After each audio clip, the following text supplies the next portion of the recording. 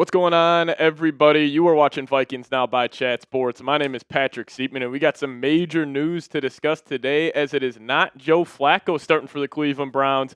It's going to be Dillon Gabriel. So we'll break that down in the first half of today's show.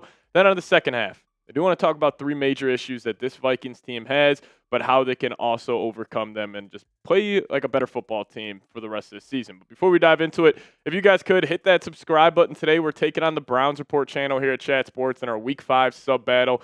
So we're seeing which channel can pick up the most subscribers this week. My guy Joey O'Donohue, he does great work over there at the Browns Report, but I want to beat him in total subs this week. So if you guys could help me out and hit that subscribe button today. So we got word yesterday that the Browns could be making a quarterback change, but early on this morning at 7:24, Adam Schefter tweeting out saying change in Cleveland. Browns are benching veteran quarterback Joe Flacco in favor of rookie QB Dillon Gabriel. The Browns were informed of the change this morning. Gabriel's first NFL start comes Sunday in London versus the Vikings. And my initial thought of this was rookie quarterback making his first start overseas against Brian Flores.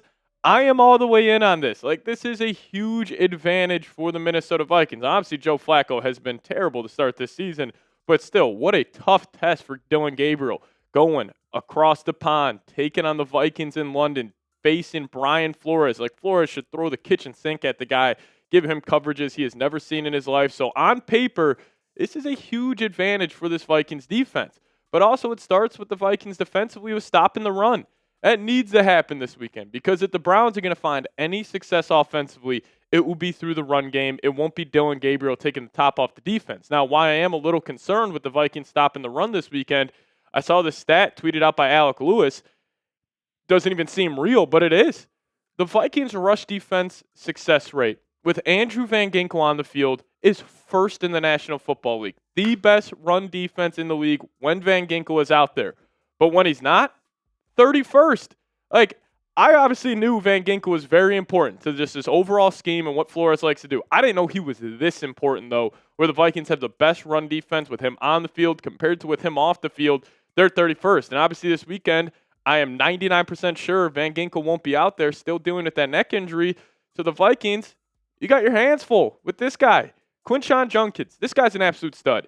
Even the raw numbers, still very solid, and he also missed the first game. So, obviously, these are a little skewed on his total season stats, but still in 3 games, 237 yards, 2 touchdowns, 4.8 yards per carry. And the thing about Judkins, you look at those numbers, he's so much more better than that.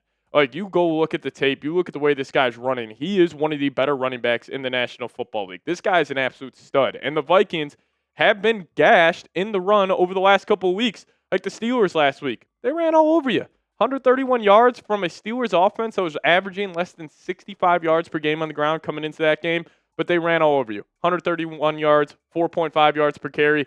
Obviously, the Falcons game, the second loss of the Vikings season, they got completely gashed, 218 yards on the ground, 5.6 yards per carry. So you got to take away the run, but also you need to clamp down on the quick passing game, because that is Dillon Gabriel's strengths. Now, I don't think he's that good of a quarterback. He was a third-round pick for a reason in a very weak quarterback draft class, but this guy can get the ball out quick. He is very accurate on these short or intermediate routes. And the Vikings last week, that's what Rodgers killed you with. 18 to 22, 200 yards, and you take out that 180-yard touchdown to DK Metcalf. He was just dinking and dunking his way up the field, but that was the way to beat the Vikings defense. I don't blame Rodgers for going with this mentality of just taking what the defense gives him, trying to get the ball out quick. Look at his passing chart. His only, big-time throw was to the left side to DK Metcalf on that streak route. Even the one DK took to the house really wasn't, pushing the ball downfield too much. And I'll say this, if the Vikings lose to Dillon Gabriel, producer Dillon's taking over the channel. I cannot handle that. If the Vikings go to London and they lose to the Cleveland Browns with Dillon Gabriel at quarterback, I don't care about the injuries.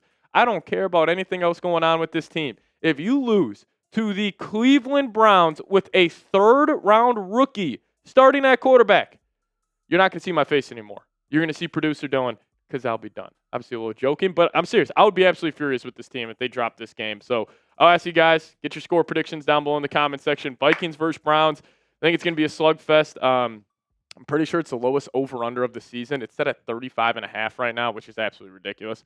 So I'll probably go, I think at 16-10 is my latest score prediction. I like it. I just, I don't know. I can't see the Vikings scoring a lot of points this weekend, but you guys let me know your thoughts. Predict the score, Vikings versus Browns, down below.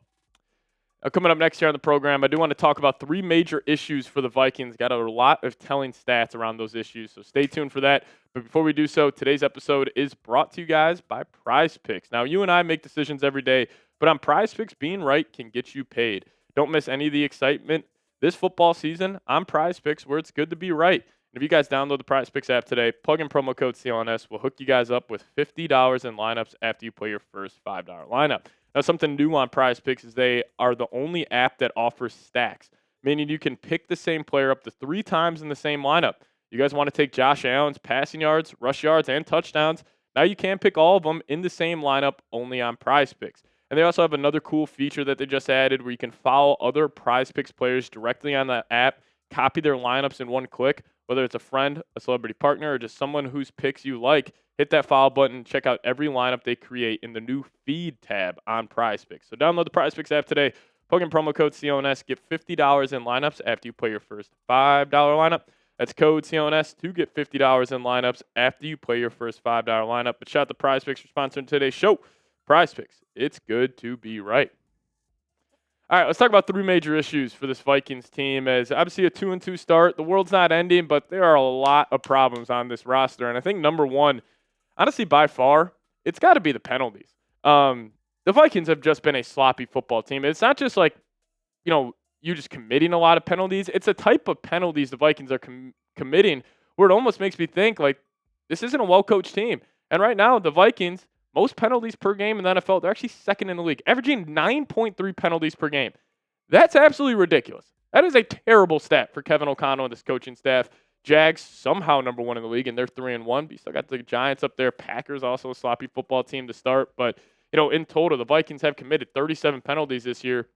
Like I said, that's second in the league, giving up 287 yards off those penalties. That's 7th, and this is the part that drives me absolutely up a wall. Pre-snap penalties. 18. That's first in the league. That can't happen. And what types of penalties are they committing? False starts. They have 8 in 4 games. What are we doing? Delay of game, 4. So you have false starts, delay of games, illegal motions, adds up to 15. 15 pre-snap penalties offensively. You've had 2 home games and an international game. The only true road test where those types of penalties, more often occur was week 1 against Chicago.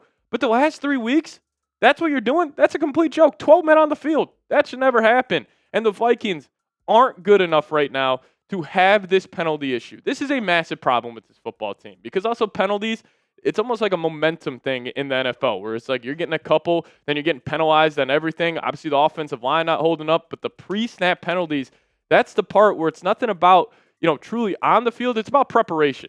And the Vikings aren't a good enough football team to have those pre-snap penalties. The offense isn't good enough, so they need to fix that 100%. That can't happen, or else if you do have the penalties with the poor offensive line play, that's how you could potentially lose a game like you have against the Cleveland Browns where, you're the better football team. But if you're committing penalties, bonehead mistakes, it's obviously not going to be a good result this Sunday. But my second major issue with the Vikings, third down efficiency. When you have an elite offensive mind like Kevin O'Connell, this should not be a big issue, but it is. And obviously, when, it's just a combination of everything. But check this out. Like NFC North third down percentage, Vikings are 30th in the league, last in the NFC North. But the problem is, it's just like it's a combination of everything because it's not just they're being bad on third downs. What types of third downs are you in? You're in third and long a lot because, one, you haven't really been that good of a running team this year. You're committing a lot of pre-snap penalties. Your offensive line can't hold up. Yeah, it makes a lot of sense why the Vikings are this bad on third down. So it starts with staying ahead of the sticks. Hopefully they can do that. But lastly, offensive line play. Got to be freaking better this weekend. I don't care if we have all 5 backups in there. You have to be better. And what is so concerning with this coaching staff, and it's honestly making me, and I'm going to do a full video about this because this is a thought I had. Ed Ingram recently, obviously was traded this offseason to the Houston Texans. He is the best guard in football by far according to PFF. So you have, Kwesi, where we all rip on him for his ability to draft. What if it's really, maybe that's a part of it, but what if it's also the Vikings coaching staff not being able to develop players? So offensive line play, I understand you're going to have 3 backups, maybe even 4 backups because Michael Juergens isn't practicing today, so it might be Blake Brandel potentially starting at center, and then you're going to have to put somebody in there at left guard, already without Brian O'Neill and Ryan Kelly this week. So obviously not good, but this is going to be a tough matchup this week up front. Like the Browns' defensive line, they got three guys who I think are already three of the best in the game. Malik Collins is probably the most, I'll say, underrated or just under-talked about player in the NFL. This guy's an absolute stud. Mason Graham looks amazing. And obviously, Myles Garrett, I think he's the best defensive player probably over the last 5 years in the NFL. And, they're going to have an advantageous matchup going against the Vikings offensive line. Now, this is what it should look like, but Michael Juergens not practicing today, which would probably mean Blake Brandel moves to center. And then I don't know who the hell is going to play left guard, but they're going to have to figure that out. But the injuries are, a massive problem. But you want to help out your offensive linemen? You want to keep these guys healthy? Stay committed to the run. Stay over-committed to the run, Kevin O'Connell. Like, get Jordan Mason the football. Obviously, these offensive linemen, especially with how these, having these deep, long, processing pass plays, they got to hold up for a while. Against that Browns defensive line, that's not going to happen. You will get sacked 7 times in this game. So stay committed to the run. Get number 27 the football. But that's my rant on today's show. And if you guys made it to the end, hit me with a SKOL down below in the comments section. Hopefully you guys see me next week on the channel, but the Vikings lose, it'll be producer Dillon. So, we'll see you guys next time. As always, SKOL Vikes.